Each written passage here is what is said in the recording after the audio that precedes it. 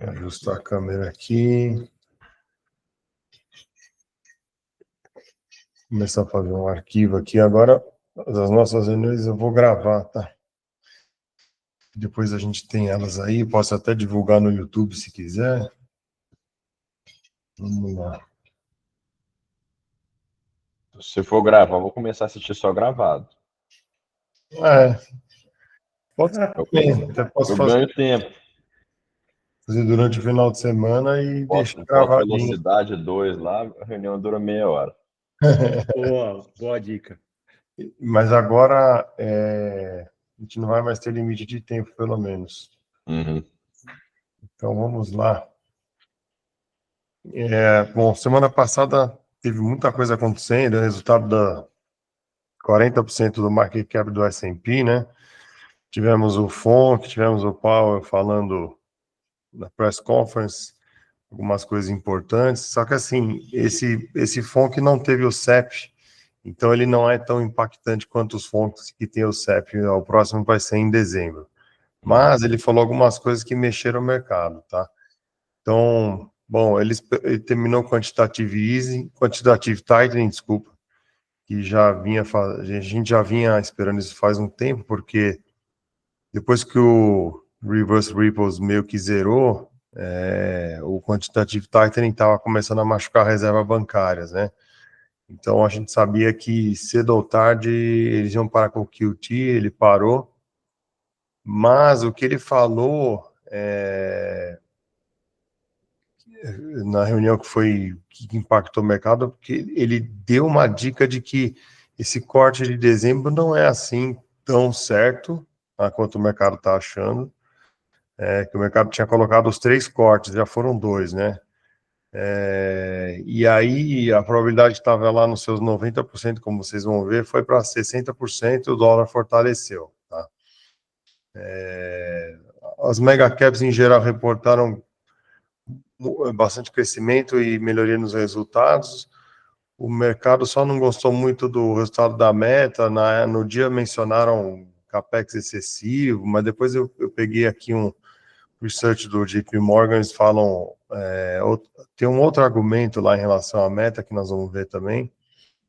E a gente continua tendo sinais de tightening liquidity. Pra vocês terem uma ideia, tá dando para comprar as LFTs deles, que são as FRNs, com SOFR mais 0,20 ao ano. Bastante coisa, né? Então, eles estão forçando muito aí a emissão dos pós-fixados, dos curto prazos, T-bills, né? E isso daí tem feito abrir, assim, aqui também a gente também consegue comprar LFT a 101 do 102 do CDI. Então, muito parecido. O shutdown lá continua, né? Isso atrapalhou a divulgação de alguns números. Agora, interessante que não atrapalhou a divulgação do CPI, porque eles precisam usar o CPI para reajustar benefícios do Social Security. Então, aí seria uma coisa um tanto quanto impopular não divulgar. E já se começou a falar, né? A gente sabe que tudo que acontece lá acaba vindo para cá. Então, interessante notar que já começaram a se falar assim, talvez esse CPI não reflita tão bem os custos da população em geral e tal. Resumindo, já estão querendo arrumar uma desculpa para trocar o peso do CPI para reduzir despesa, que isso aí está causando muita despesa lá. E aí, o interessante disso é que, assim, o que acontece lá acaba vindo para cá, né? Se essa conversa anda para frente lá, mais para frente a gente vai ver isso chegar aqui também, tá? Aqui seria mais aquela coisa de desvincular o mínimo reajuste de IPCA mais PIB, né? Tirar o PIB da equação, né? Reajuste, deixar de ter reajustes reais. Isso está pesando muito na despesa aqui. Lá eles estão mais agora falando dessa coisa do CPI. Aqui no Brasil, a gente teve fechamento de taxa, precificação as implícitas caíram, e tivemos o evento aí da guerra ao tráfico no Rio de Janeiro, E aí teve o STF reagindo, falando que vai marcar uma sessão para dia 4 de novembro para julgar se o governador Castro poderia perder o mandato devido ao abuso de poderes políticos em 2022, que teria usado métodos de propaganda lá na época que poderiam inviabilizar, mas de qualquer jeito assim, é uma coincidência meio que ridícula isso, né? Mas assim, o mercado aqui segue na onda dos emerging markets e na esperança de troca de poder mais para frente. Agora, os Estados Unidos, vamos lá, vamos fazer meio que positivos e negativos. Da parte negativa, a gente tem, de novo, o spread entre SOFR, que é colateral, título público, e Fed Funds, aumentando para a zona de perigo, aí, indo lá nos 20 base points. As reservas bancárias, de acordo com o Cross Border Capital, seriam adequadas aqui no laranjinha, elas estão bem para baixo, eles têm uma conta de cerca de 3.200, 3.300, e elas estão indo lá para os 2.800, né? Acho que o último número até está cruzando essa linha aqui. Então a gente sabe que a liquidez baixando, o mercado indo para new highs, não é uma combinação muito boa, fica um pouco perigosa, né? De qualquer jeito, as empresas têm mostrado, até perguntaram para o Powell, né? Você não se preocupa com uma bolha no AI e tal? Ele falou, olha, hoje em dia é diferente daquela época que as empresas não tinham resultados materiais. Hoje em dia elas apresentam resultados materiais. E na época, lá atrás, você tinha algumas eram apenas projetos, não tinha receita e nada. Ele tem um pouco de razão nisso que ele fala, tá? Então, em relação à liquidez, uma coisa importante que ele falou também é o seguinte: perguntaram se o balance sheet voltaria a expandir. Ele falou: olha, a princípio, em linha com o crescimento do setor financeiro e a economia, né? E aí, fazendo conta, estamos falando aí numa expansão de 250 bilhões, que naturalmente vai acontecer, né, nos holdings de treasuries, seria uma taxa de 4% anual, tá? E a partir do momento que também terminar o shutdown, a conta do Tesouro vai voltar a fluir para o mercado. Nós temos aí de 150 a 200 bilhões, né? Eles estão tentando fazer um Goldilocks na administração dessas reservas, nem muito, nem pouco, tá? Então, isso altera a visão que a liquidez global deve atingir um pico em breve, não, mas essa atitude deles diminui o passo de declínio, tá? Então,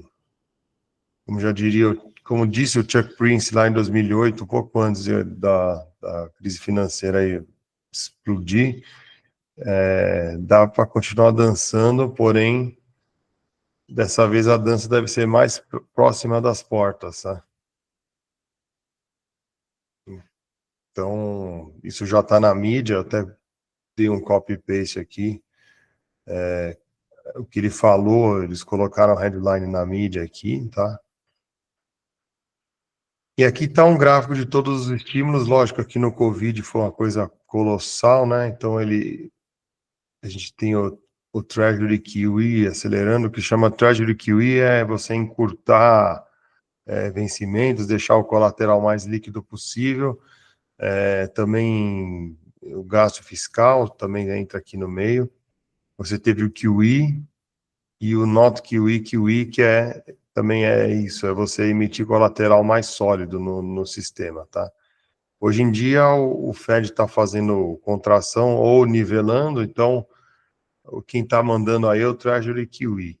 De qualquer jeito, no net ainda estão colocando liquidez, não à toa o mercado está atingindo new highs, o ouro atingiu new highs também, Bitcoin, tudo, está próximo dos highs aí, né?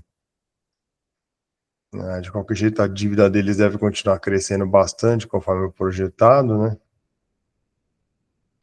O ratio do ouro contra a dívida, o ouro veio certinho aqui nessa primeira resistência em 4.400, próximo desse 4.500 deles, e realizou. Na minha conta que eu faço contra a base monetária, também o ouro estava muito barato lá em 2000, 2002, nessa época que só se falava em inovação, investimento em tecnologia. Aí o ouro foi fazer um pico aqui em 2011, apanhou um tanto, a bolsa de lá para cá foi que performou, né? E os metais preciosos perderam, e agora meio que deu uma invertida e nós vamos buscar o pico de 2011. Acho que o mercado deve estar vendo isso, por isso que o ouro teve esse sell-off aí recente também, tá? Contra a base monetária, ele atingiu o pico lá de 2011, que na época era 1.850, e agora ajustado foi para 4.400. Bom, a gente sabe que a conta corrente dos Estados Unidos deu uma deteriorada, já falamos disso, né? Aqui, o balance sheet do Fed, como um todo, que segue diminuindo, e agora eles vão parar o nível aqui mais ou menos 6 trilhões e meio, depois de ter atingido quase 9 no auge lá do Covid, né? Pouco depois do Covid, em 2021.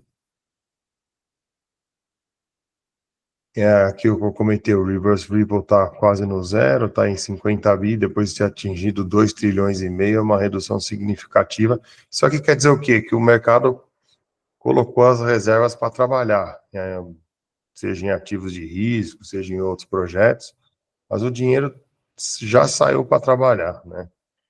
Está mais Dessa estacionado aí, em reservas no Fed. deixou de assistir algo que não existia antes de 2020, né? Então, voltou para o normal. Foi tudo criado na emergência de liquidez que teve lá em 2020, 2021, né?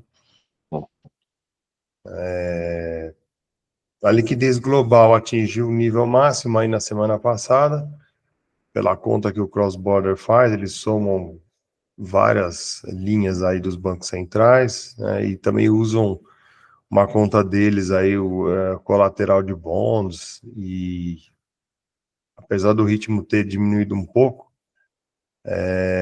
anualizado ainda está 8,3 o total, aí somando todo mundo, né?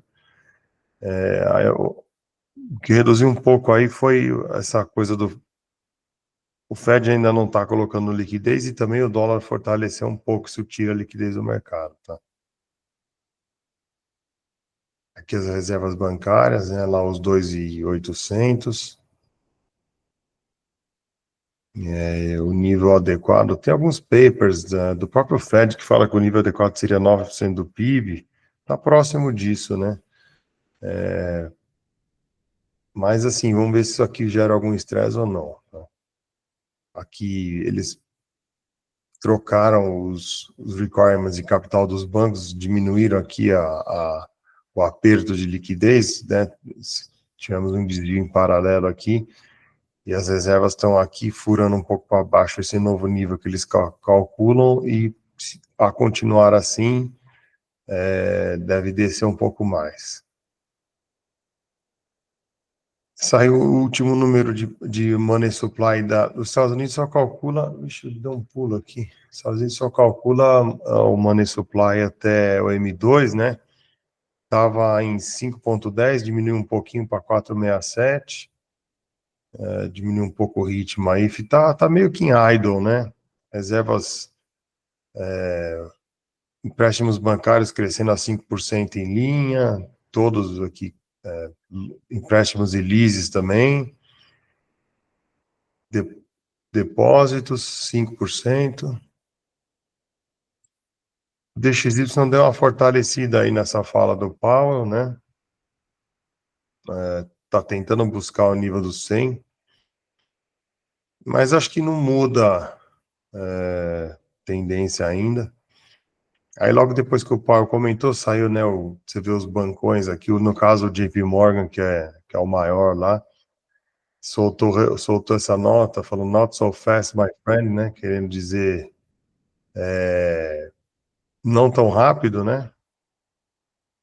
Que é o que eu comentei. O mercado está precificando alguns cortes aí e não teve que voltar um pouco atrás no terceiro, pelo que ele falou. Então, na semana passada, no nosso meeting, o target rate estava ainda a 400, 425, e tinha 95% de chance de chegar em dezembro tendo dois cortes, né? Agora, passou, o target rate caiu 25, e a probabilidade de ter mais um, você vê só na fala dele, caiu de 95 para 69, tá? E de ficar estável, já foi para 30%. Já para março, também mexeu um pouquinho para a direita, isso é bullish para o dólar. Estabilidade que era 1%, né, cair 1 para onde está agora e ficar estável, era 1%, já foi para 12%. A maior probabilidade está aqui em ter apenas mais um corte, isso até março, né? Dois cortes que era maior, já se tornou a segunda maior, e três cortes, só 8%, vindo de 23%. A sulfur terminal está em 3,29, vindo de 3,24 da semana passada, subiu um pouquinho. E aí a gente tinha comentado, né, pela regra de Taylor, que o Morgan estava mostrando que o mercado estava exagerando nos cortes, eles estavam meio que certo, né, pela fala do Powell, mas a gente ainda vai ter números de emprego aí que o mercado está olhando mais para sair, que acho que é onde vai ter mais impacto aí nessa curva de juros, por enquanto. Aqui o GDP Now, depois do CPI, manteve aí o 3,9 de crescimento real projetado para o terceiro quarter. É muita coisa, né? Quando uma economia desse tamanho, 3,9 acima da inflação, se a inflação está rodando a 3, significa uma conta simples aí de só somar os dois, 6,9. Isso se você tem lá o Fed Funds abaixo de 4 e o governo encurtando a dívida, teoricamente você está limpando dívida aí, né? Você está diminuindo o peso da dívida no sistema e crescendo a economia. Então, não é à toa que a Bolsa está aí fazendo new highs, além do resultado das empresas, né? A renda pessoal deles vem subindo, não mostrou sinal de queda ainda. A renda disponível, né? Os leading economic indicators ainda não atualizaram, o último número é de agosto, mas esses mostravam uma certa fraqueza. A única coisa, inclusive possibilidade de recessão aqui, a única coisa que estava bem lá eram o efeito riqueza da bolsa nos highs, né? Então, um número que está esperando, a gente vai esperar atualizar. CPI esperado para outubro aí de novo, próximo dos 3%. Já o PCI, que é uma medida mais ampla da economia, inclui, não é só uma cesta de uma pessoa física, ele é a cesta da economia como um todo, inclui até gastos e custos do governo, né? Também um pouco acima da meta aí, 2,70. Não mudou muito da semana para cá, tá? Assim como o 10-year break-even inflation continua benigno aí, continua com o sinal verde, porque ele está em 2,29, acho que o mercado só vai estressar se ele romper esse 2,5 aqui para cima, tá? Na semana passada também, depois da fala do Powell, depois do FONC também, a taxa de juros subiu um pouquinho, a gente estava abaixo de 4% no 10-year, agora fomos para ali, para essa primeira resistência aqui, perto do 4,10. E os TIPS, que ainda são investimento preferido lá, abriram um pouco de taxa também, 1,80. A gente gosta desse nível aqui de 2%. Chegou aí até mais, tá? Mas acho que a partir de 2% já tá bom. Spreads de crédito fecharam de novo. Esse daqui, nós estamos aí sempre próximo dos lows históricos, porque o governo meio que já faz muitos anos aí que o governo tem assumido a alavancagem do setor privado, o setor privado tem se desalavancado, então faz jus a esse spread próximo das mínimas, tá? E se você pegar o PU aqui do ETF do Junk, ele também está próximo das máximas, rodando acima das médias aqui, então continua super bullish, é um dos positivos que a gente tem. Comentamos também desse estudo do Aswath da Modaran, dando um valor justo para o S&P de quase 6 mil pontos. O mercado está aqui, agora está até mais alto que isso, né? 6.800, então mais de 13% acima, mas não está tão longe, né? Os earnings esperados para 2025 são 2,67, em cima aí dos 6.800 pontos, e mais para o ano que vem já cresceria para 305. Crescimento muito em cima do Magnificent Seven, né? Aqui, um estudo um resumo do JP Morgan, né, que mostra quanto que já reportou, já foi 59% do S&P, 43% das AIs. Agora, dentro desses AI 30, já saiu, nós vamos mostrar aqui daqui a pouco o Google, Amazon, tal, Meta, mas você vê que a venda deles cresceu 14,3%, ou seja, acima ali da base monetária de 4, 5, e os earnings 23, são muito forte, né? Aí no S&P 500 isso se traduz em 9 crescimento de vendas e 15 de lucro. Eu lembro que o mercado esperava crescimento de lucro 11, 12, está vindo 15, está melhor. Então, mais um motivo para a gente estar aí fazendo novos highs. E se tirar os AI 30, aí o número é um pouco mais modesto.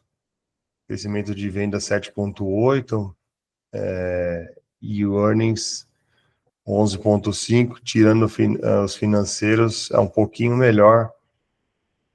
Então, a gente viu aí um pouco notícia ruim em relação a bancos regionais, né? O Jamie Dimon até falou, teve um dia que ele falou, onde tem uma barata, tem várias, e aí o mercado estressou pra caramba, o ETF de bancos regionais caiu 6% naquele dia. Outra coisa que eu fiz um highlight aqui, que os bond proxies, eu achei interessante os REITs, né, que são os ETFs de imobiliário lá, né? Eles estão tendo repasses aí de 7,7% e crescimento de earnings de quase 30%, né? Isso aqui me chamou a atenção. E os staples, que são as empresas de consumo, assim, crescendo pouco, crescendo tudo, os bond proxies, né? Eles crescendo em linha com a base monetária.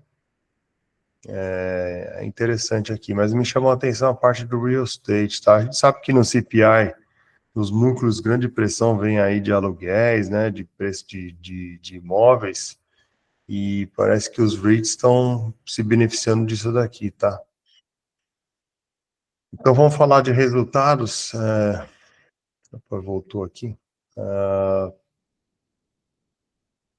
Nós tivemos aí, primeiro Microsoft, o mercado reagiu bem, eles reportaram o CAPEX de 35 bi nesse quarter, acima da estimativa de 30 bi. Eles esperam que isso vai acelerar mais ainda até junho, né?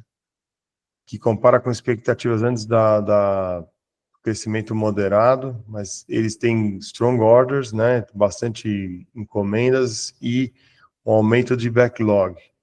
Então, o forecast para CAPEX 2026 subindo de 31 para 59, é muita coisa. É interessante notar que a nuvem deles cresceu 39%, 2 pontos acima do guidance, E eles têm mais de 900 MAUs entre os inteligência artificial, entre os produtos deles de inteligência artificial. O Google também, outra empresa que tem um poder financeiro enorme para investir, aumentou o CAPEX, o guidance 91, 93 bi em 2025, sendo que o prior era 85, e também espera bastante aumento de CAPEX para 2026, tá? Então, os resultados aqui, importante aqui, ó, note que os resultados foram fortes em geral, com a receita crescendo 16%. Eu estou incluso aí no meio, porque eu acabei de assinar o serviço deles profissional, e a expectativa era de 13 e 14. A Meta também aumentou o guidance para 2025, 71 bi, 81%. E eles estão tentando antecipar aí a maior gama de produtos possível, em caso o timing da superinteligência seja mais para frente, tem muita incerteza em relação a isso, tá? Mas o mercado não gostou no dia, eles bateram as ações da Meta. Aqui, o que eu falei, o comentário é importante notar, esse é o analista do JP Morgan falando, tá? É importante notar que os custos para a Meta são muito maiores relativamente a Google e a Amazon, porque essas companhias são maiores e têm negócios de nuvem que promovem um caminho imediato para a monetização dessa inteligência artificial generativa, que não é o caso da Meta, o que faz com que o revenue upside fique mais difícil em 2026 para ela do que para os outros, tá? Até porque está falando aqui um aumento de 43 bi de capex para 115 em 2026, tá? Então, a impressão que as outras empresas mostraram crescimento na revenue de nuvem, e a gente sabe que data center é muito importante para a inteligência artificial e tal. Então, por algum motivo aí, tem essa explicação, e o mercado não gostou tanto da Meta, ao contrário dos outros, tá? A Amazon, aqui o comentário você vê até aqui, a Amazon efetivamente mudou o script no Amazon Web Services, né, na narrativa, com maior crescimento em 11 trimestres, 20% de crescimento. Então, eles acham que a Amazon Web Services pode acelerar bastante em 2026. Eles adicionaram capacidade, né? Teve até um dia que eu cheguei aqui para trabalhar de madrugada e estava tudo fora do ar, Wall Street Journal, Barron's e tal, teve um problema, né? Aí você vê quanta gente que usa o Amazon Web Services, né? Uma coisa, nossa, praticamente nenhum site está funcionando. Eles investiram 90 bi, 125 para esse ano e 152 bi em 2026. É muita coisa mesmo. Para essa semana, nós temos essa turma aí um pouco menos relevante, mas ordenado pelo market cap aí, temos o Palantir, tem o AMD, que é importante também. Olha aqui o sales growth esperado para essas empresas, uma é 50, outra 28. Você pegar a AMD, o earnings growth de 26, Uber aumentando 18. Agora você pega mais os Star Wars aqui, o McDonald's da vida, você vê, ó, sales growth 3.3, e earnings growth 3.6, é aquela coisa mais devagarzinho, né? Então, é interessante aqui, ó, a de hotéis também, tudo um pouco parecido com a base monetária, né? Então tá aqui o gráfico S&P não preciso nem falar, né? Uma tendência de alta aí rodando por cima das médias.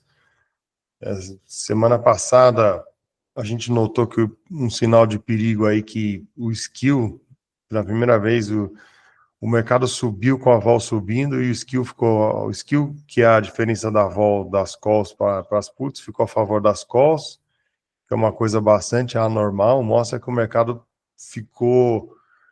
tinha vendido que ficou squeezado aí, e aí essa última leg up aí pode ter sido um pouco de short squeeze, então a gente até abriu um short tático aí de curto prazo em cima disso, mas é inegável que o trend ainda é bullish, né? Tá um pouco difícil de ficar brigando com isso aqui, mas você pode fazer alguns trades táticos no meio do caminho e escolher um dos lados aí. Se você acha que ali o Fed vai manter o torniquete, a liquidez vai apertar mesmo, historicamente eles não fazem isso, é um pouco difícil de acreditar, né? Então, olhando o gráfico aí, a gente sabe que mantém a tendência de alta por enquanto, tá?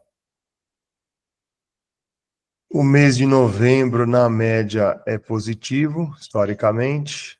Tiramos aí do FactSet e Dow Jones Market Data. Setembro era para ter sido negativo e não foi, tá? Só um highlight. O mercado esse ano está muito forte. O S&P deu uma bela reagida contra o ouro aí, nos últimos tempos. O ouro caiu, o S&P subiu. Mas numa janela longa, o ouro ainda está batendo o S&P, ou seja, em termos reais, na verdade está praticamente igual, né? Os dois têm servido como hedge aí para inflação monetária. O S&P ajustado pelo M2, eu não sei se eu já passei por esse gráfico, esse aqui, ele está indo acima até dos highs da bolha da internet. Ele protegeu o investidor da inflação monetária, né? Aí a gente olhando aqui os componentes da economia, o índice de bancos maiores está perambulando aqui nas médias, realizou pouca coisa. Dos bancos regionais, com o papo das baratas aí, veio para baixo das médias, está trabalhando aqui, tentando voltar para cima, está bem indeciso. Os home builders a mesma coisa, né? A economia, aí estamos falando da economia tradicional, né? Não é o mundo maravilhoso da inteligência artificial, é o mundo real. Aí o home builders tem sofrido um pouco aí. Estava indo bem, mas agora realizou, está para baixo das médias aqui. Mesma coisa com o Walmart, um grande retailer para os Estados Unidos, né? E o VIX que deu essa pernadinha de alta junto com a última pernada de alta do mercado, mostrando aí um provável short squeeze, né? Os resultados das mega caps saiu bom, das de tech, né? Então o mercado ficou provavelmente squeezado. Até a correlação implícita subiu mostrando isso. Foram as opções de índice que puxaram aí o squeeze. Mas de qualquer jeito a gente já coloca um sinalzinho vermelho aqui, porque a correlação implícita entre 0 a 1, 16,5 ainda é um tanto quanto baixa. Mas o Gradius dos últimos dias aí foi positivo, exatamente por causa desse squeeze que teve aí nessa última puxada. Foi quarta-feira isso, se eu não me engano, tá? E fechou a semana assim. Teve um dia que acho que foi na quinta que o mercado estava realizando, saiu o resultado da Amazon, saiu muito bom, o mercado puxou tudo lá para cima de novo, dos 6.900, aí voltou a dar uma realizada. Eu acho que a conclusão aí é você tem os positivos, que são os resultados das empresas melhorando, o Fed deixando os juros relativamente baixos, o mercado não tá tão ilíquido, mas está começando a querer ficar ilíquido. Assim, mas essa é a parte positiva. A parte negativa é essa parte da liquidez que está diminuindo. A gente sabe que eles podem reverter isso a qualquer momento, né? Tem também o zoom das tarifas, mas isso parece contido por enquanto. Então, estamos aí No balance aí, o mercado ainda segue um pouco mais para o otimismo do que para o pessimismo, tá? Isso falando dos Estados Unidos, né? Vamos para o internacional. A gente teve o Milei destruindo o kirchnerismo na eleição legislativa. É impressionante a apreciada que deu aqui no ETF de Argentina, né, em dólares, uma cacetada. É importante notar que 2023, quando a esquerda ainda estava no poder lá, para agora, o capital em dólares mais do que triplicou de quem tinha ETF de Argentina. Ah, mas por que você está falando isso? Estou falando isso porque isso dá uma dimensão do impacto que pode ter Brasil se tivermos uma guinada política, né? Só um minutinho. Muito barulho lá fora. Então, foi uma cacetada aqui, porque aí o executivo levando o legislativo junto, ele consegue passar algumas reformas aí que o mercado espera, né? E que eles estão precisando também, né? Aqui, falando um pouco de França, tem aquela história, os déficits deles, 6% do PIB nominal, bem altos, né? Tendência de aumentar, briga, muita divisão política e o governo ameaçando cair. Então, o mercado de bons deles ainda não panicou, né? Você vê aqui 3,40 é um nível normal, mas se passar desse 3,60 aqui, aí pode ser que comece um barulho maior aí. Eles tiveram downgrades de várias agências de risco, algumas eles estão apenas um grau acima do investimento. Eu acho que se tivesse uma mudança para baixo de grau de investimento, que forçaria alguns fundos a vender, aí sim isso aqui pode dar uma estragada feia, tá? Mas por enquanto segue o baile. Na China, a gente tem o Banco Central fazendo injeção de liquidez, tentando suportar aí a economia deles, bastante gente investindo lá, porque é como se fosse um hedge para se sair um momento Sputnik lá com o DeepSeek de novo, né? Tem bastante fluxo para mercados emergentes, aí China liderando agora. Tá, os fundos estavam muito desalocados, mas com esse perigo deles saírem com alguma inovação em AI mais barato, então o mercado acho que está fazendo um hedge, mandando dinheiro para lá. A gente tem aqui, ó, Xangai, o índice subiu bem, né? Tá com uma alta bem exacerbada aí. E aí você vê que, como o Iron Ore não está em novas máximas, né? A pressão aqui provavelmente também, copiando os Estados Unidos, é mais nessas empresas inovadoras e não nas da velha economia, né? De qualquer jeito, essas injeções de liquidez estão dando suporte lá para Vale, para preço de commodities, né? Que a China influencia muito, então a gente tem o Brasil se beneficiando ainda disso. Enquanto a moeda deles não reagir à deterioração, eles continuam fazendo injeção. Eles costumam reagir rápido, tá? O Banco Central da China, ele é bem rápido em parar os estímulos quando a moeda deles começa a apanhar.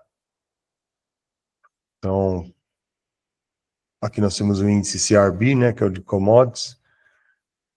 Ele teve um belo rally aqui, agora tá, mas ainda está num nível alto aqui. Isso aqui, os termos de troca de Brasil é muito bom, né, então positivo para nós.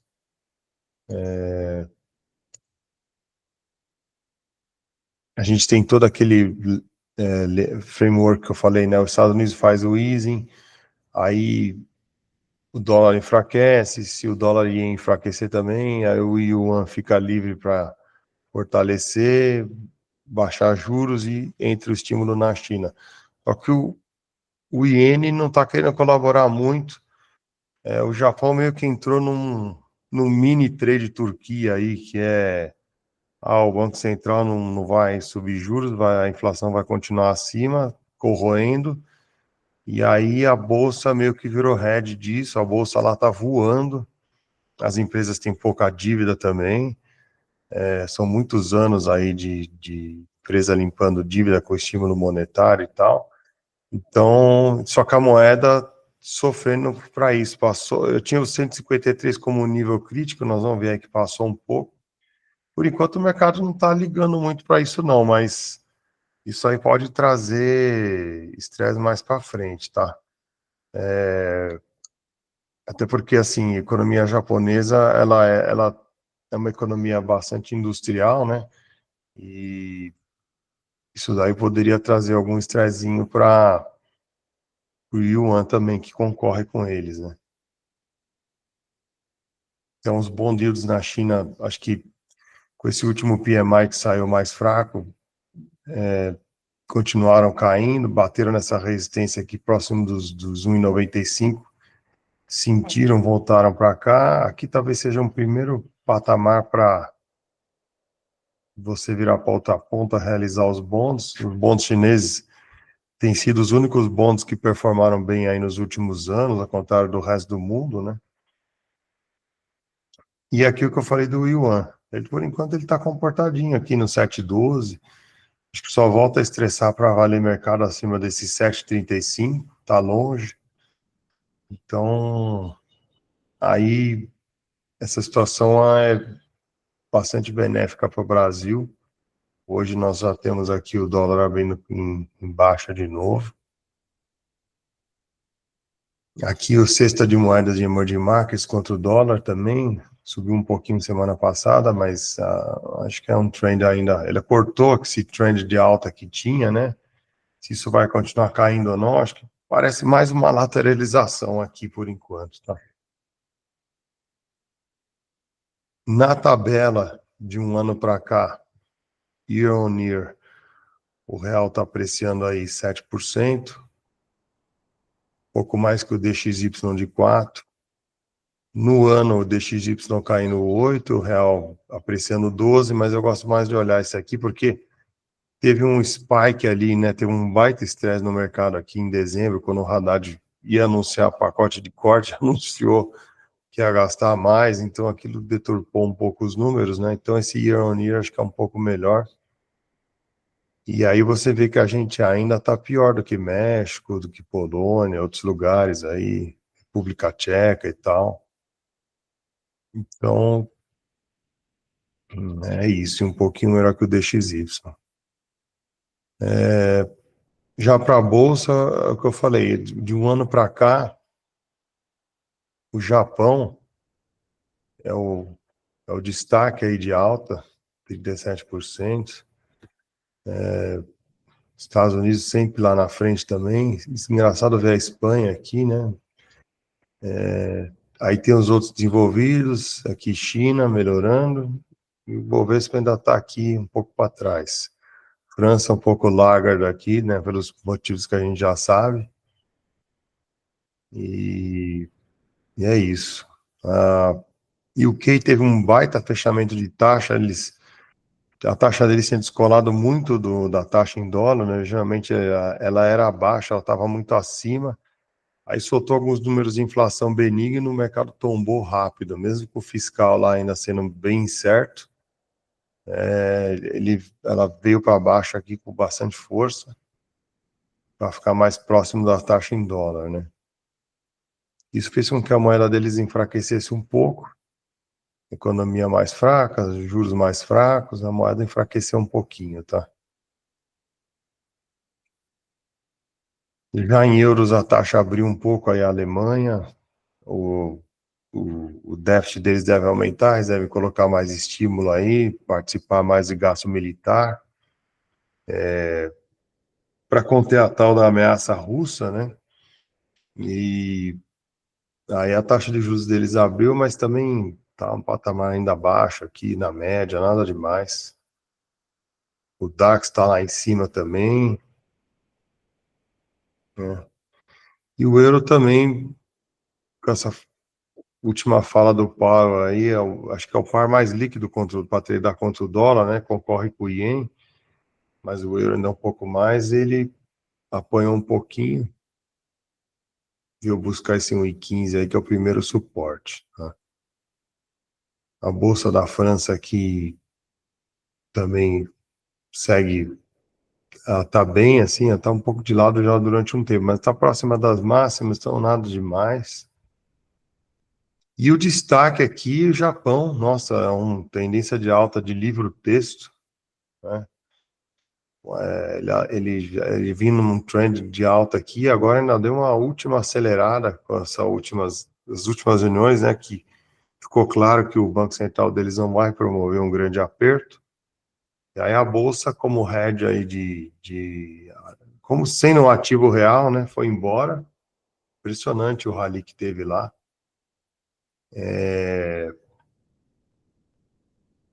E aqui a moeda que eu falei, né, esse 1,53 era um nível importante, ela rompeu.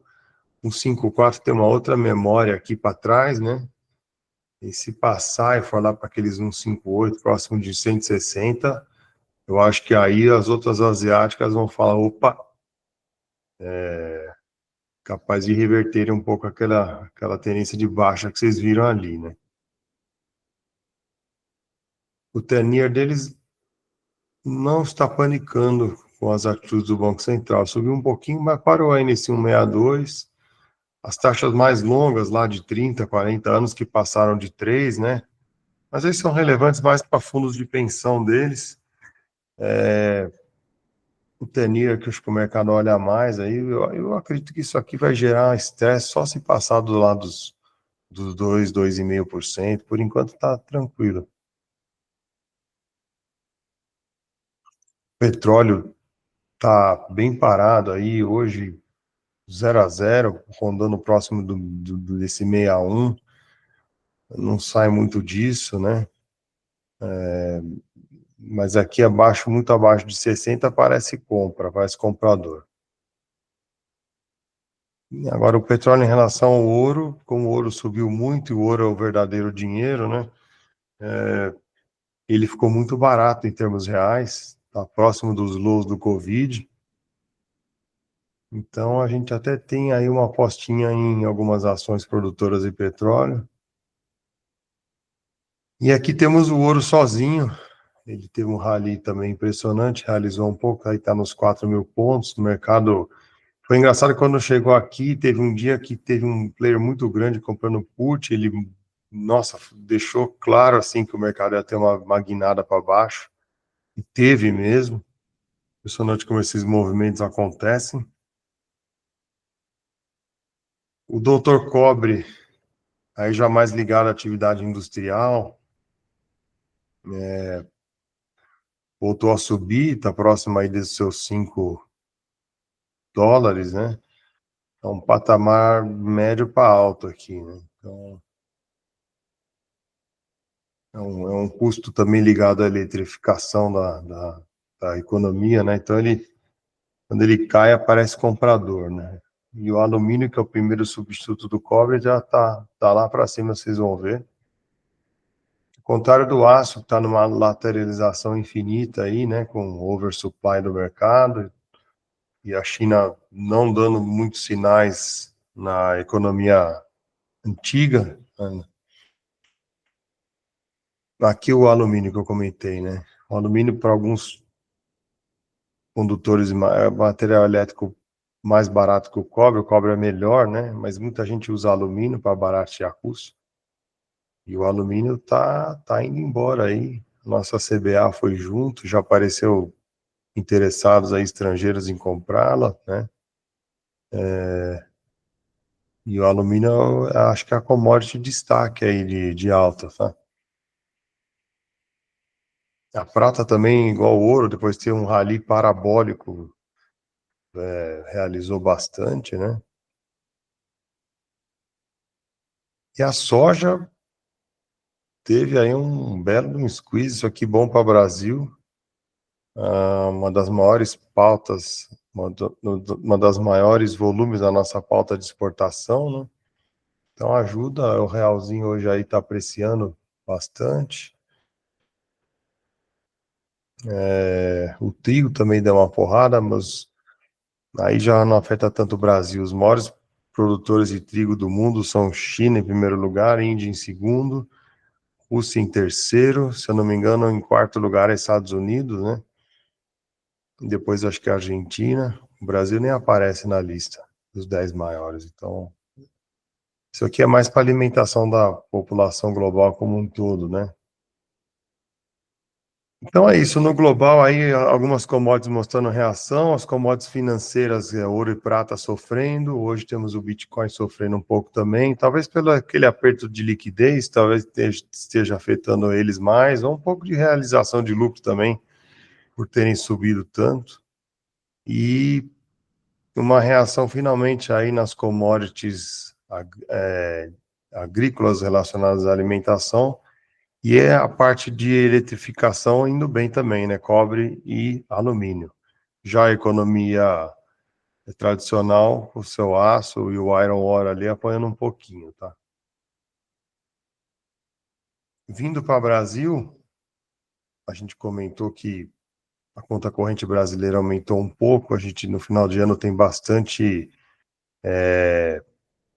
subsidiárias remetendo lucros e dividendos para fora, piora um pouco o número, mas nós tivemos aí depois de 4 semanas de saída, o Financial Flow foi positivo, é isso que estava pressionando muito a moeda aqui, e a balança, engraçado, teve um ligeiro negativo ali, reverteu o que a gente tinha visto em todas as outras semanas, né? De qualquer jeito, a conta corrente nossa segue bem negativa, financiada pelo FDI. Isso vem um pouco do fato de, no Brasil, o PIB ser maior do que o PNB, né? Por causa das empresas estrangeiras que operam aqui.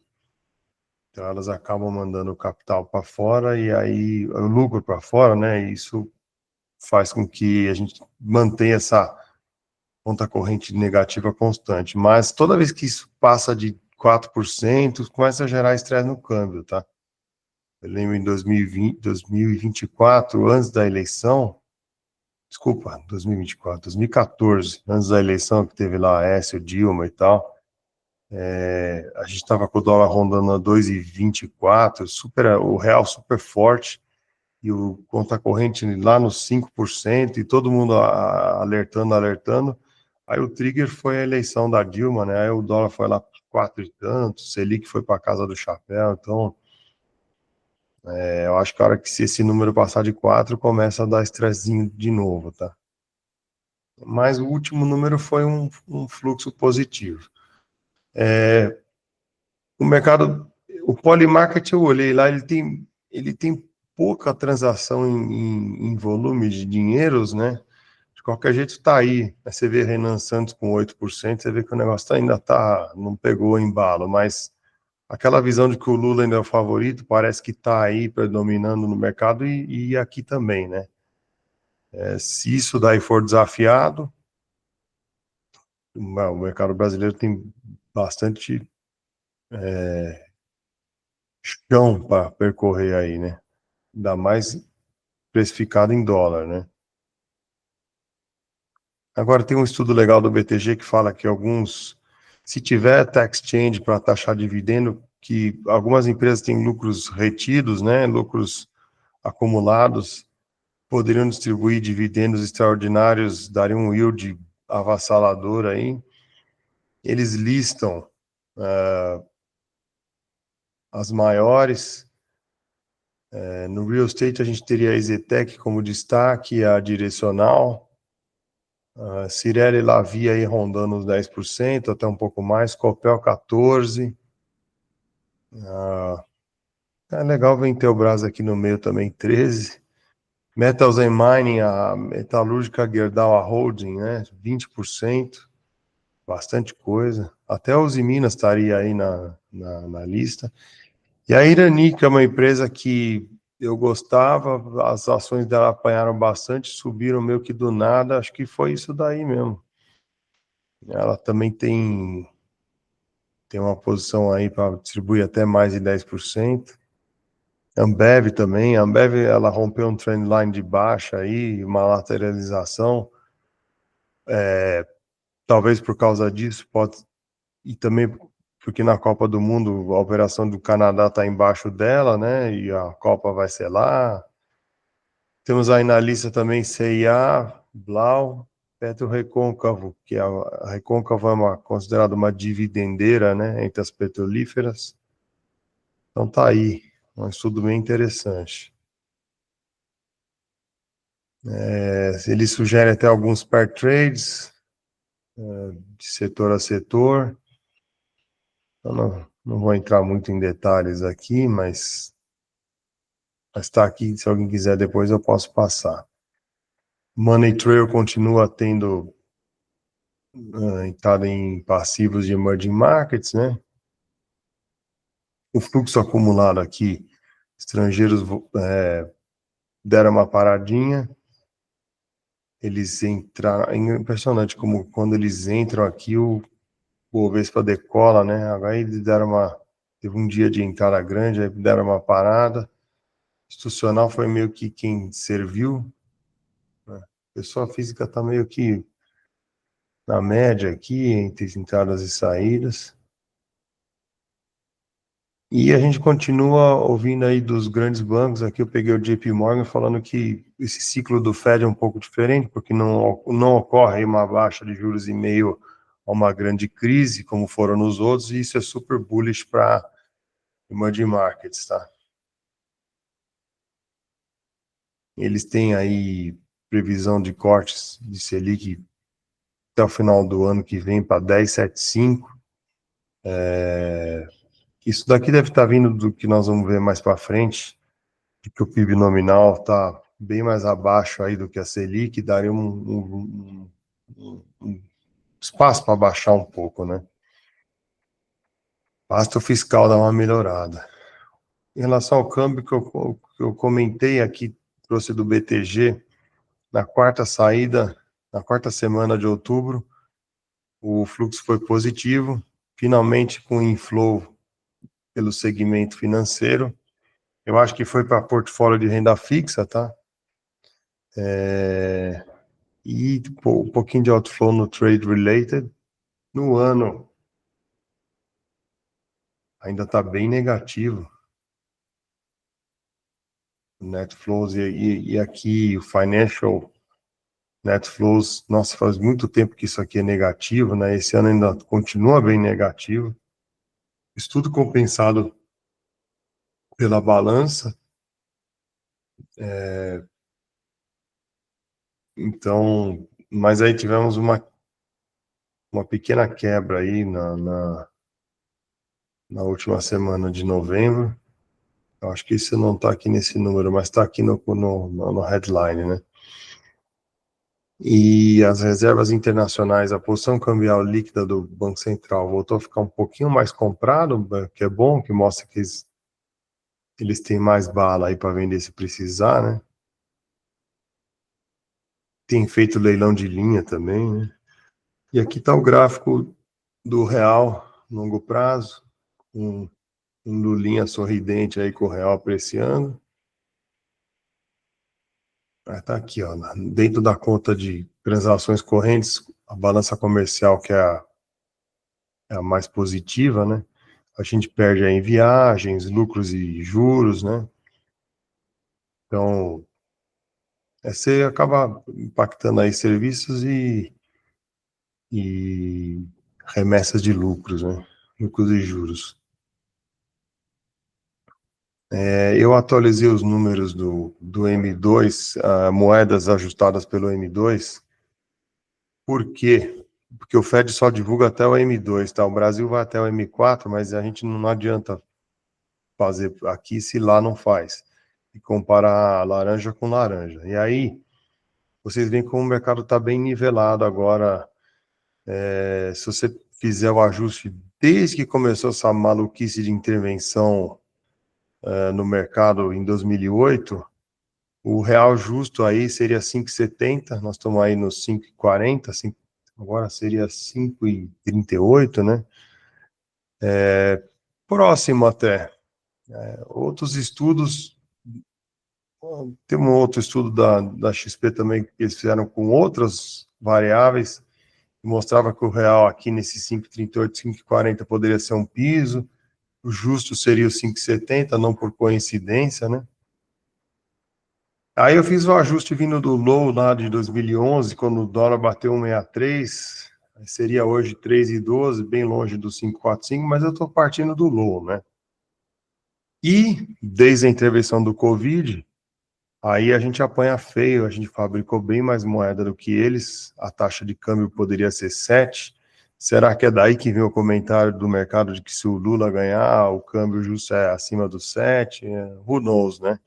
Mas o fato é que, se a gente colocar aí uma base 100, a gente fabricou bem mais moeda do que eles. Aqui eu coloquei 2018, a base 100 já está em 2,65 e a deles está em 1,57. E aqui é desde fevereiro de 2020, depois que, porque em 22, 23, os Estados Unidos realmente promoveu um aperto monetário que veio a começar a afrouxar agora, né?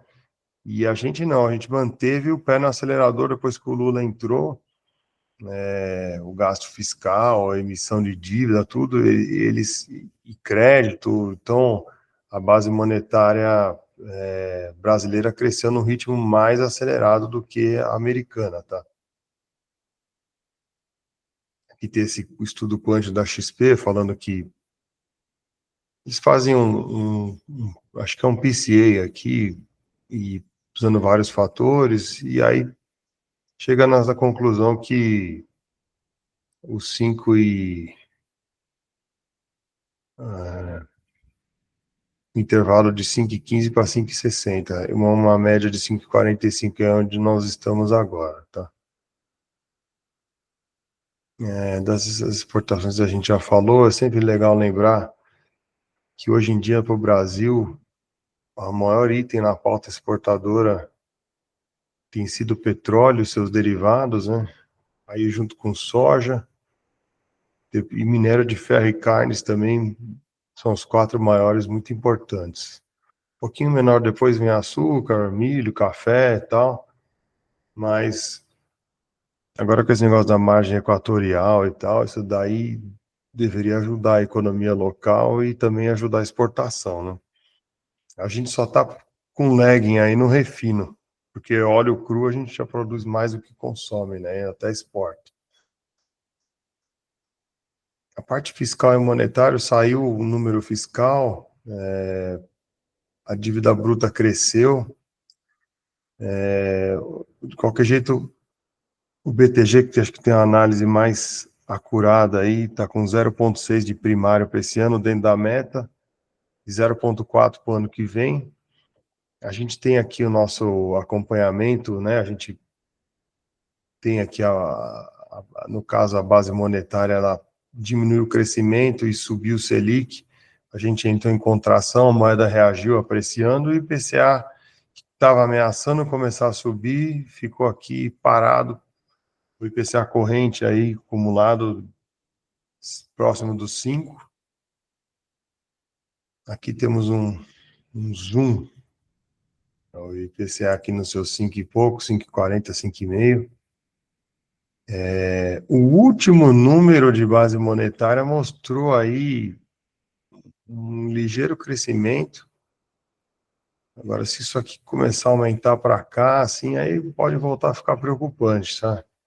Mas o mercado acho que não está esperando isso, está esperando o crescimento do PIB diminuir e essa Selic começar a diminuir para fechar o gap aqui. O PIB nominal está rodando aí, a última leitura, o nominal tá 8,5, e a base monetária expandida em 8,5 também, um próximo do outro. Lembrando que a base monetária, ela costuma, logicamente, antever o PIB. Da última vez, esse último estímulo aqui, acho que como o governo subiu muito carga tributária e tal, o fiscal está muito ruim, esse último estímulo aqui não se converteu em crescimento, tá? Ao contrário dos outros.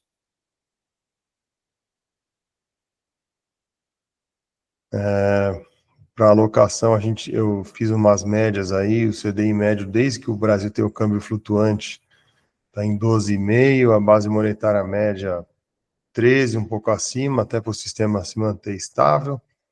E o IPCA médio 6,20, tá?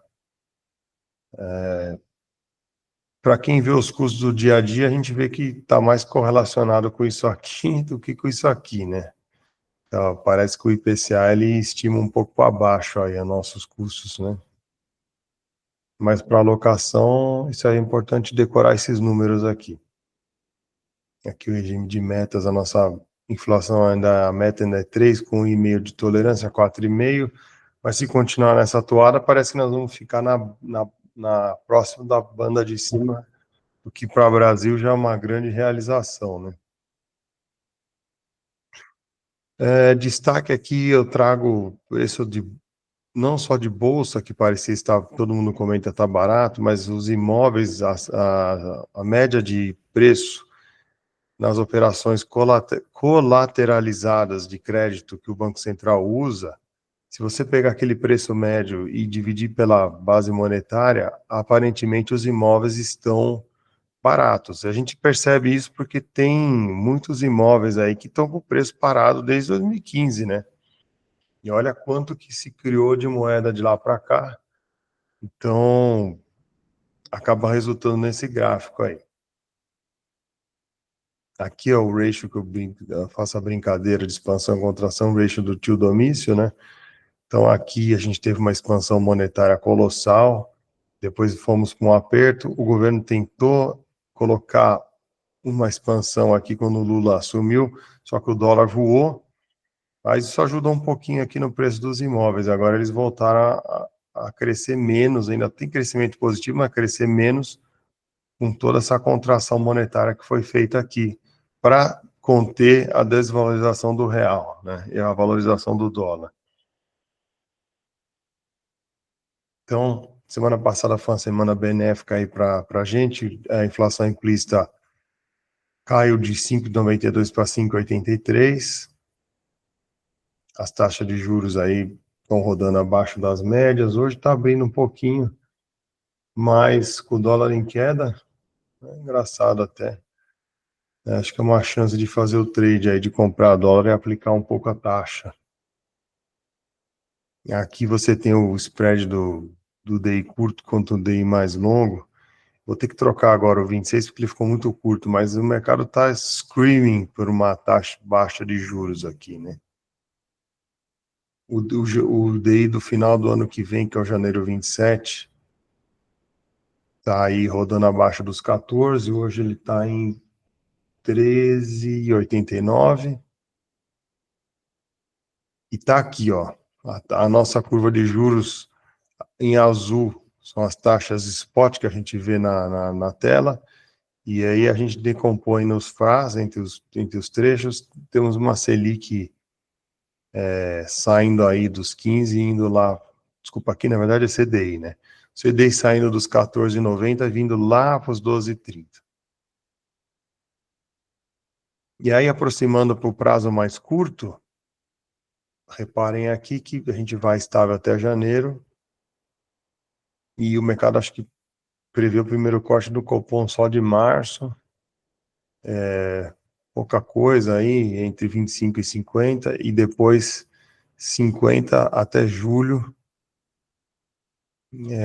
Eu estou com a impressão de que se o real continuar valorizando, isso aqui pode andar um pouquinho para a esquerda, tá? Pode aparecer um pouquinho de prêmio negativo nesses DIs mais curtos aqui. O janeiro 27, que está 13,85 aqui, né? Ele já prevê uma Selic lá na frente de 12,65.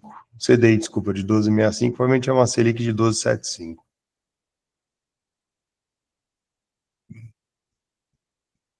O Ibov aí vindo para novas máximas em termos nominais, mas em termos reais, dividido pela base monetária, mesmo caso dos imóveis ali, ele ainda tem bastante chão para percorrer, porque se criou muita moeda e ao contrário dos Estados Unidos, a bolsa como ativo real não protegeu o poder de compra em relação à criação de moeda, tá? Então, tem dinheiro circulando aí, teria um bom chão para andar. esse dinheiro está parado na renda fixa, né? A gente tem o IWZ em dólar, range bounds desde 2016. Contra o IEM também, o Brasil foi um pouquinho, agora deu uma reagidinha, mas ainda está bem baixo no relativo. Contra o ouro também, o Brasil está barato, mesmo caso do petróleo lá, né? E contra o México, semana passada a gente deu uma reagida, mas reparem também como a gente está para trás aqui, num prazo mais longo.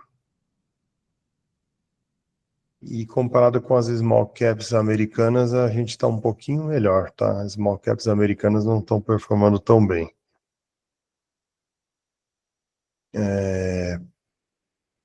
Eu acho que é interessante mostrar esse ratio aqui do Small 11 contra o DI. Quando ele veio aqui, foi um pregão que o Small baixou de 102 e a taxa de juros mal tinha estressado.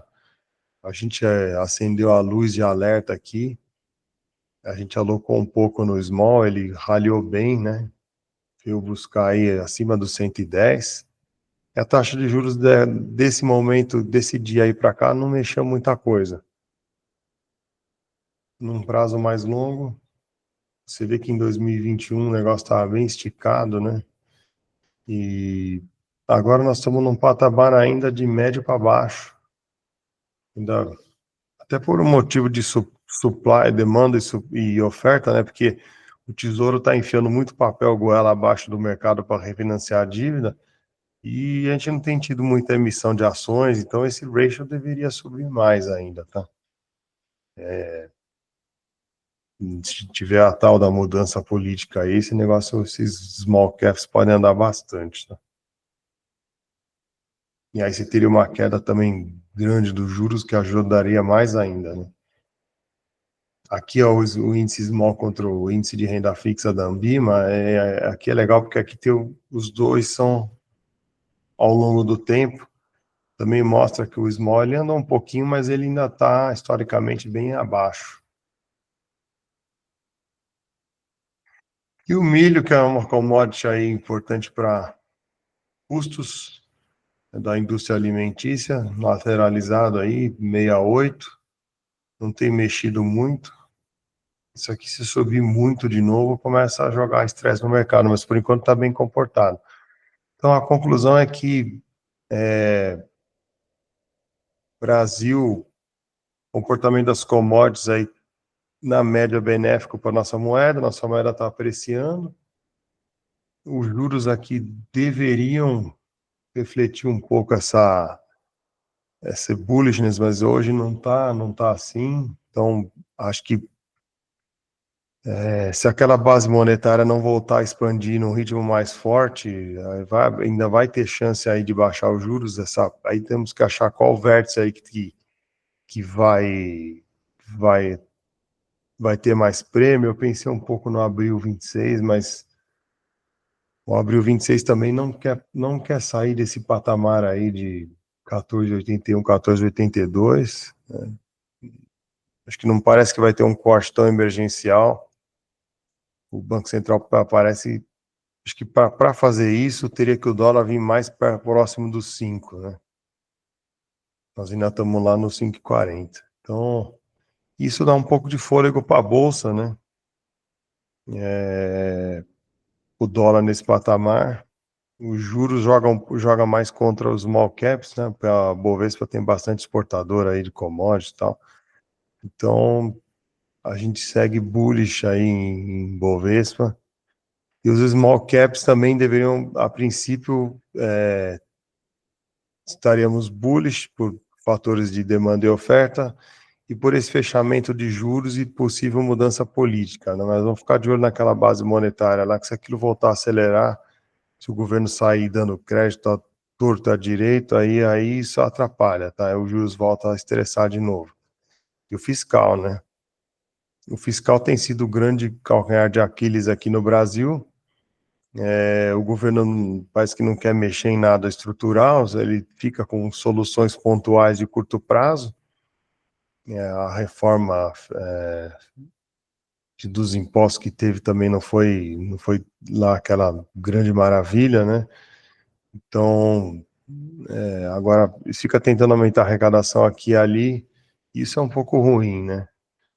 Agora, se tivesse uma mudança política, isso daí inverteria o lado, né? E aí teria muito para apreciar os ativos aqui. Então, na média, apesar da bolsa ter subido, os argumentos ainda são mais para ficar comprado do que vendido. Ainda não full VAR, mas talvez uma estratégia aí de venda coberta ou comprar deixando um caixa aí para eventuais solavancos, né? E os imóveis, alguns fundos imobiliários aí que são de laje e tal, saltam aos olhos com yield aí de mais de 1% ao mês também. Talvez possam ser uma boa alocação, tá? E é isso. Agora, se alguém tiver alguma pergunta, acho que não. Então, Vamos uma rápida. Com o potencial acordo lá da China e Estados Unidos, né, uma redução de tarifa, a China tinha tentado, né, redirecionar suas compras, não comprar tanto dos Estados Unidos, comprar de outros fornecedores. Mas se isso volta à pauta, a gente deve sofrer um pouquinho nas commodities, que é um que impulsiona o mercado, né, um dos fatores que impulsiona o mercado. Saiu essa notícia aí, puxaram lá, você viu que puxaram a soja, o trigo, eles vão voltar a comprar dos Estados Unidos e tal.